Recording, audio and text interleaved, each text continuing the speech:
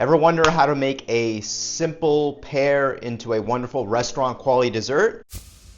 Hey, I'm Chef Kyle from Kyle's Creations, here to make simple and healthy recipes for everyday living. Click the subscribe button and also hit the notification bell for all my latest recipes. Right now I'm going to first take my pot here and we're going to make the poaching liquid. We're going to start off with 2 cups of dry red wine. You can use a Cabernet or any other dry red wine. If you don't want to use wine, you can always use orange juice. And I'm going to add a cup of distilled water right in there. I'm going to add some more wine so that we can fully submerge all the pears. Add some more distilled water. Now I'm going to take the pears, I'm going to remove the core. Also, what I like to do is, so these pears could stand straight, we're going to just cut a little bit off the bottom of each. Okay, and then use this to decore. 2 should do it. Just peel. Wish I still had the stems on these, but they didn't come with the stems. That's fine. So you can use a Bosc or Anjou pear. I'm going to use the Bosc pear because they tend to hold their shape better, especially if it's going to be in a poaching liquid. Okay, and the last one's going in. We're going to add some orange zest to this. I'm just going to use the peel. So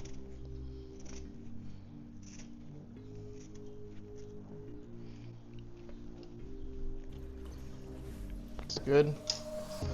Just going to put some slits in there so that the essential oils from the orange will be released. It's going in. I'm going to add 2 tablespoons of honey, pinch of salt, take fresh ginger,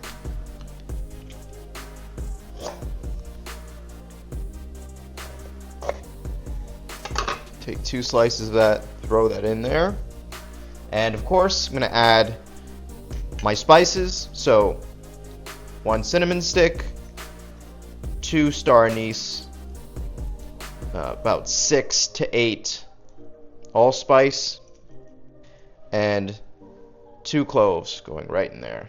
It's perfect time to use the induction burner. We're gonna bring this to a boil first, slightly cover it, and we'll let this simmer for about 40 minutes. Alright, I have some breakfast cookies.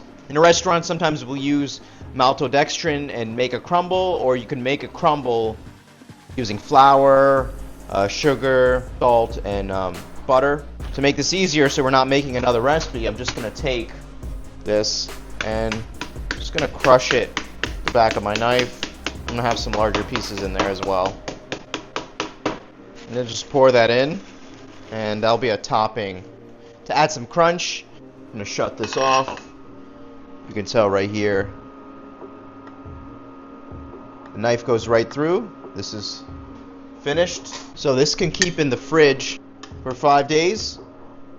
You notice there's 1 pear missing. I have that cooling off in the fridge right now so that we can use it for plating. Some of the poaching liquid here, and I'm going to reduce that down until it's nice, silky, smooth, and thick. I always say less sugar is more, so while you're reducing this, we can always add more sugar. So I'm going to add more sugar now. Probably going to add maybe 3 tablespoons of sugar. Okay, that's perfect. Nice and syrupy. Just going to shut this off. Now I'm going to add some vanilla extract and some thyme in there. Just mix that together. Now I'm going to cut around this like a spiral. So I'm going to take some of the crushed cookie.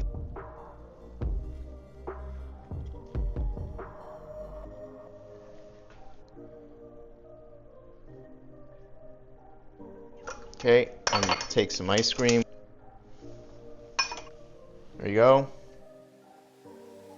Alright guys, don't forget to like and subscribe as always, and stay tuned for more recipes. And I have one more video to plug after this so you can check it out. This dark red poaching liquid that we reduced down into a syrup kind of reminds me of a chocolate flavor. If you notice, different wines have different flavor components. Some of them can be chocolatey, some can be more aromatic. And so this reminds me of a eggless chocolate mousse. So check that video at the end. It is a very simple dessert just like this. Only takes a few steps and then you have a wonderful restaurant quality dish at home. As always, stay tuned for the next episode and take care.